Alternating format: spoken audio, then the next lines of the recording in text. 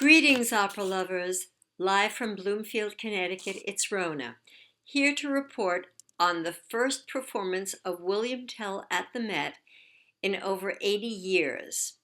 It has been sung in Italian and German and now in French. And it was a greatly anticipated event because of the absence for so long. So here are a few facts about William Tell that you may or may not know. First of all, it was Rossini's final opera, and he wrote it when he was only 36. He continued to live for another 40 years, but never wrote anything after that. And that's kind of strange. It sort of is a culmination of his style of work. It doesn't really sound like The Barber of Seville, Cinderella, or The Italian Girl in Algiers. It reminded me a little bit of Bellini.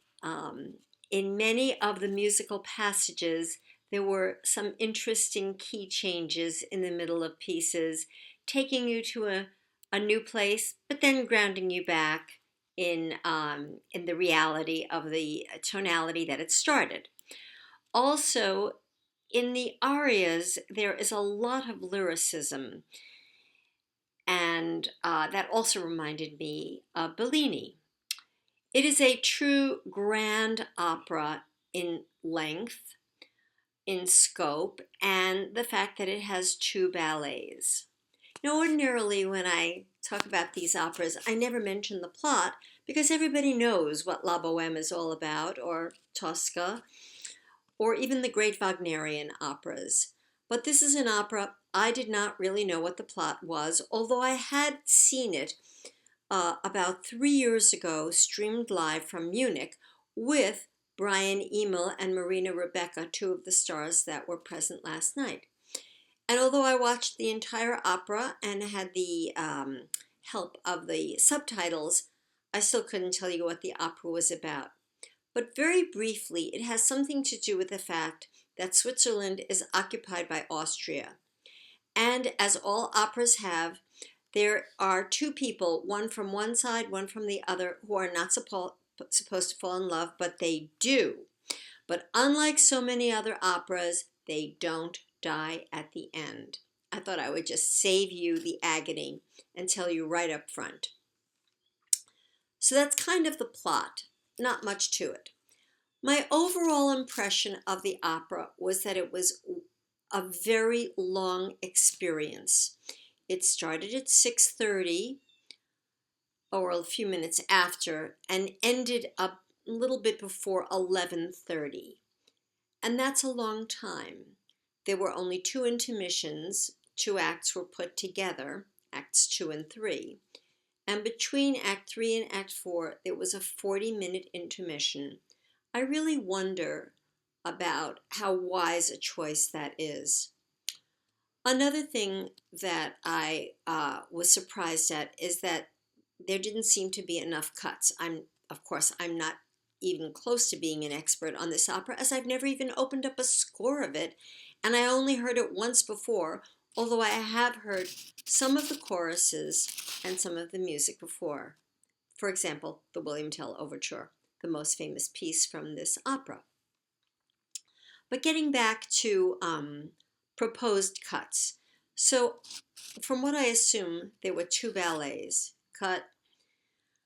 Someone was kind enough to send me a libretto, which I tried to follow, but it was impossible, as the scenes and the order of the scenes was different from that the Met did, was different from the libretto that I had at hand. But most of the time, people are really interested in the singing. This was a new production shared with the Dutch, I think it was the Dutch National Opera, and the singing was first class 99% of the time. So we'll start with William Tell, played by Gerald Finley. I have never heard him live yet, but he's on my bucket list. I did hear him in Nixon in China and thought he was just a wonderful artist and have followed his career ever since then. And that was an HD production that I saw. Dr. Atomic, I think was the name of the the name of the opera. And he did he has a very intellectual approach to singing. You can tell he thinks about everything. He sings one quite famous aria, Sois mobile, that he sings to his son because he's going to shoot the apple off his head. And he says, be still. Although the name of the opera is William Tell, I really found that the most interesting character is Arnold, played here by Bryan, who I have heard before sing this role.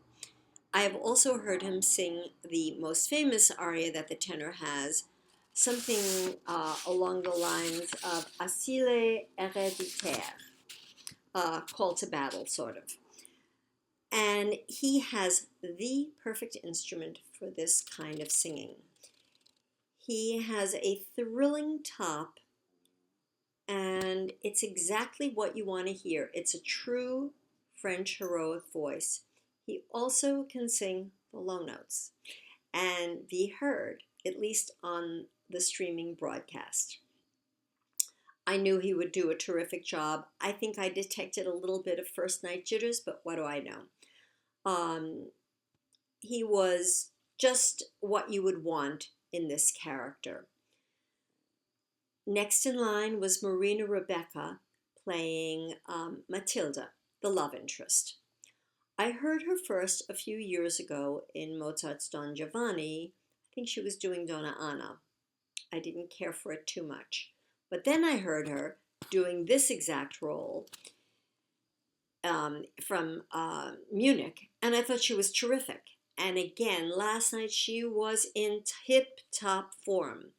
A lot of singers today having this kind of voice are populating the stages, and aren't we lucky that there are so many of them?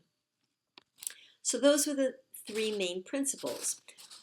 But three others I would like to mention were first Janai Brugger singing, I forgot the name of her character, but I think it's Jemmy. Her voice rang out so well in the ensembles. It was just beautiful. Maybe someday she'll get to sing Mathilde. I see the sun is streaming in on my beautiful porch on this great fall day. Another person playing the evil guy, whose name I can't pronounce, was John Relier. Every time I go to the Met, he's in one of the operas, and I've heard his career go up and down, and I thought last night he did a superb job singing the evil character that he had to sing. And one other, there was someone making a Met House debut of Rodi, or however you pronounce his name. His last name is Angelini, and he also was excellent. There were some other singers I didn't care for. I won't mention their names. It's not nice. And anyway, anybody can have an off night, and it's just not fair.